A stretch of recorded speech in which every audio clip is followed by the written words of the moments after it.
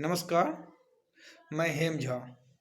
दोस्तों 2024 का लोकसभा चुनाव अब नज़दीक ही आ गए हैं। 2 महीने बचे हैं और जैसे जैसे चुनाव नज़दीक आता जा रहा है, राजनीतिक पार्टियों की जो एक सरगर्मी होती है ना, वो तेज़ होती जा रही है। वो दल बदल, अदला बदली, यहाँ से वहाँ, उधर से उधर, ये सब शुरू हो चुका है। पहले से ही शुरू था। अभी हाल फिलहाल में बिहार में एक हुआ है, जो जेडीयू थी, उन्होंने जो आरजेडी के साथ जो उनका गठबंधन की सरकार चल रही थी, उन्होंने गठबंधन तोड़ के बीजेपी के साथ सरकार बना ली है। जो मुख्यमंत्री नीतीश कुमार जी हैं, उन्हीं के अगुवानी में इंडिया गठबंधन बना था। अब यह बात अलग है कि अब उस गठबंधन के जो सूत्रधार, जो स्वयं थे, वो अब उस गठबंधन में नहीं है। वो एनडीए के हिस्से में आ गए हैं। सवाल है, ये जो दल बदल होता है, या जो पॉलिटिकल पार्टी, आप किसी भी पॉलिटिकल पार्टी से बात कीजिए, या किसी भी पॉलिटिकल पार्टी के जो उनके पॉलिटिशियन हैं, नेता हैं, उनसे बात कीजिए, हर नेता ये कहेगा कि हमारी पार्टी की अपनी एक आइडियोलॉजी है और हम उस आइडियोलॉजी से काम करते हैं। सब पार्टी कहेगा। यकीन मानिए, मुझे अभी तक कंसेप्ट क्लियर नहीं हुआ है कि किस पार्टी का क्या आइडियोलॉजी है, खासतौर जो रीजनल पार्टी हैं। मैं अगर बीजेपी कांग्रेस की बात करूं तो बीजेपी तो उनका एक अलग तरह का ही आइडियोलॉजी है, हिंदुत्व। अब हिंदुत्व कौन सा आइडियोलॉजी होता है, ये भी मुझे क्लियर नहीं है। एक बहुसंख्यक समुदाय भी आइडियोलॉजी हो सकता है, मुझे ये समझ नहीं है। एनीवे, बट क्लियर है, जो उनका क्लैरिटी ऑफ कंसेप्ट जो होता है ना, वो कहते हैं, वो एकदम क्लियर है कि भाई मेरा हिंदुत्व है। अब वो सही है, नहीं है, गलत है, क्या है, that is different thing. Congress का अपना एक सेकुलर आइडियोलॉजी है, जो कमोबेश वो उस पर चलते रहते हैं। कई बार कुछ ज़्यादा ही सेकुलर दिख जाते हैं। बट जो रीजनल हैं, जो कहते हैं कि हम समाजवादी आंदोलन से निकले हुए लोग हैं, और सब के सब, कम्युनिस्ट का अपना अलग है, लेकिन कम्युनिस्ट तो है ही नहीं हो, इसलिए कम्युनिस्ट पे ज़्यादा बात करने का कोई मतलब बनता नहीं है। लेकिन और जो हैं, जो रीजनल हैं, जो जेडीयू हैं या आरजेडी हैं, या जो क्या कहते हैं, समाजवादी पार्टी का हैं, या बीएसपी का हैं, या टीएमसी हैं, या एनसीपी हैं, मतलब फारूक अब्दुल्ला की पार्टी एनसीपी हैं, पीडीपी हैं, उद्धव गुटका है, नवीन पटनायक का बीजेडी हैं, बीजू जनता दल, ये सब के सब एक जनता पार्टी कमोबेश हुआ करता था। या तो उससे निकला हुआ है, या कांग्रेस से टूट के गया हुआ है। अब ये सब के सब बात कीजिए तो ये भी कहेंगे कि अपनी आइडियोलॉजी है, लेकिन इनका आइडियोलॉजी कब चेंज हो जाता है, रातों रात ओवरनाइट इनकी आइडियोलॉजी बदल जाती है, और अपने आप को दूसरी आइडियोलॉजी में समाहित भी कर लेते हैं, और वहाँ पे कंफर्ट भी पाते हैं। अभी जैसे बिहार में सत्ता परिवर्तन हुआ, कल तक जो नेता या जो प्रवक्ता जिस पार्टी के विरोध में बोल रहे थे, एक झटके में उस पार्टी के समानांतर ही बात करने लग गए हैं, और जिसके साथ थे उसके विरोध में बोलने लग जाते। यानी इतनी जल्दी अपने आप को एडजस्ट कर लेना, ये एक मिराकल है। ये रिसर्च का विषय है कि अगर हम एक दिन पहले तक हम जिस आइडियोलॉजी की बात कर रहे थे, अगले ही दिन हमारा आइडियोलॉजी टोटली डिफरेंट हो जाता है। यानी कि हमारा जो व्यूज हैं, जो हमारा परसेप्शन है, जो हमारी थिंकिंग कैपेसिटी है, या जो हमारी एक प्लानिंग है, जो हमारी पॉलिसी है, एवरीथिंग हैज बीन चेंज।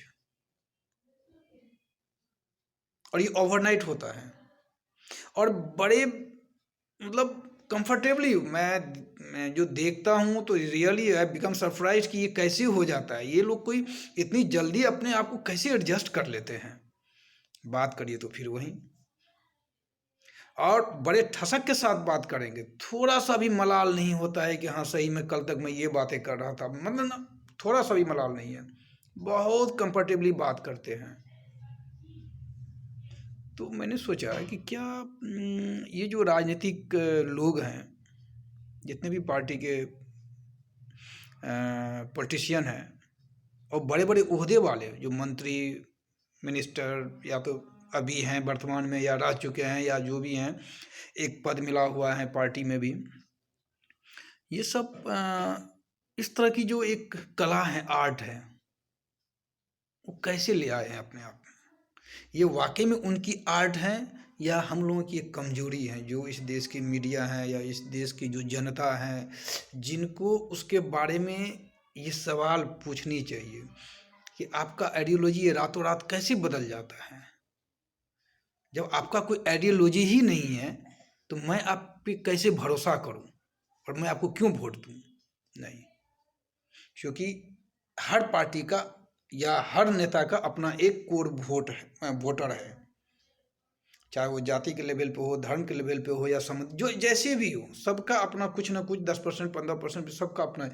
बस उसी एक जो कहते हैं ना कि एक दायरे में रह के उनको पता है कि हमारा इतना वोटर, मैं चाहे इधर इस पार्टी में रहूं, उस पार्टी में जाऊं, किधर भी जाऊं, वो मेरे साथ ही चलेगा। और इस देश की राजनीति अब ऐसे ही घूम रही है। कांग्रेस के बहुत सारे नेता एक झटके में पूरे जीवन बिताने के बाद चले जाते किसी और पार्टी में, उनका वो क्या थॉट बदल जाता है, उनकी आइडियोलॉजी बदल जाती है। गुलाम नबी आज़ाद पूरा जीवन कांग्रेस में गुजार दिया, लेकिन 70 वर्ष का उम्र में जाके उसका हृदय परिवर्तन होता है और आइडियोलॉजी चेंज हो जाती है ये भरोसे की बात कि विश्वास करने योग्य हैं, ऐसा भी हो सकता है। मैंने एक छोटा सा उदाहरण दे दिया, वैसे तुम इसमें क्या उदाहरण देना, ये सब तो सब सामने में है। अब मैं ये कांग्रेस के नेताओं का नाम तो नहीं गिनाने लूँगा कि कैसे ये लोग आज के डेट में सब के सब बीजेपी में समाहित हो गए हैं, मैं वो उसमें नहीं जाना चाह रहा हूँ। मैं केवल ये करूँ, क्या इन लोगों का कोई मोरल होना चाहिए या नहीं होना चाहिए? हर इंसान का अपना एक मोरल होता है, एक मोरल रिस्पॉन्सिबिलिटी होती है, और एक साधारण इंसान का भी, साधारण मनुष्य का भी होता है। तो जो इतने बड़े ओहदे पे बैठे होते हैं, जो नीति नियंता कहलाते हैं, क्या उनका मोरल नहीं होना चाहिए या उनकी कोई मोरल रिस्पॉन्सिबिलिटी नहीं होनी चाहिए? बात करिए, सवाल करें तो बस नागरिकों के लिए, अपनी देश की जनता के लिए, अपनी राज्य की जनता के लिए, उसके हित के लिए मैंने ये कदम उठाया, और एक कुछ दिनों के बाद फिर अगर कदम बदल जाते तो फिर भी उस वही हित वही रहता है। ये जो जनता है ना, इसको आम जनता बोलते हैं, इस जनता को बीच में रख के ना सारा खेल खेला जाता है। और जनता भी, मैंने कहा ना कि हर का अपना एक कुछ परसेंटेज वोटर है जो उसका कोर वोटर होता है, वो हिलते नहीं है, वो ऐसे लगते हैं कि वो फेविकॉल की तरह चिपके हुए रहते हैं। उनको अपने पुरोधा में ना सब कुछ दिखते हैं, भूत भविष्य वर्तमान सब उन्हीं में दिखता है, तो वो बस चिपके हुए रहते हैं। आप कहाँ भी चलिए, जहाँ भी चलिएगा मैं आपके साथ हूँ, वहीं लेके ये सब इतना खेला करते हैं। तो ना तो वहाँ कोई बदलाव हो रहा है, वहाँ कोई चेंजिंग हो रहा है, और ना कोई सवाल पूछने वाला है।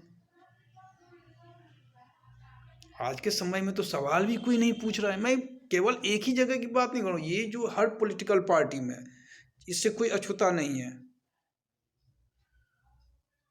I am not going to targeting any one party, सबका कल्चर ऐसे ही है।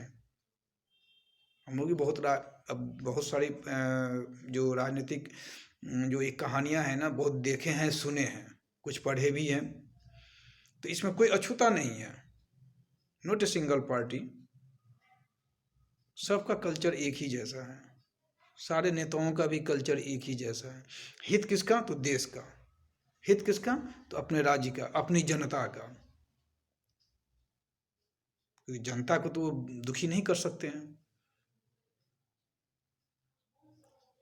जनता की नज़र में ही तो भगवान बनना है ना, बाकी आइडियोलॉजी गई बस ऐसे ही। तो अगर ऐसा है तो फिर ये लोग आइडियोलॉजी की बात करते ही क्यों हैं? किसी भी पार्टी में जाएं, किसी भी गठबंधन में सीधे बोल दें कि हम तो जनता के लिए ये डिसीजन लिया है, जनता के हित के लिए मैंने ये निर्णय लिया, फिर ये क्यों कहते हैं? सब अपने अपने इतिहास की दुहाई देने लग जाएंगे कि हम फलाने, मैंने ये दौर देखा है, मैं ऐसे निकला हूँ, हम उस टाइम इनका विरोध किया था, ऐसे किया था, हम ऐसे तबके मेहनत करके ये आए हैं, मतलब एकदम पूरी सबके पास अपना एक बैकग्राउंड है, अपनी एक कहानी है। वो कहानी इस देश की, इस राज्य की, किसी भी राज्य की जनता के लिए बस वो कहानी है। वो कहानी सुनते रहें। नेता अपनी निजी स्वार्थ, निजी हित लाभ के हिसाब से अपना डिसीजन लेते रहें। किसी भी तरह से, चाहे इधर एक तरफ जाएं या दूसरी तरफ जाएं, किधर भी जाएं, उनका जो अपना हित है, वो हित ज़्यादा इम्पोर्टेंट है।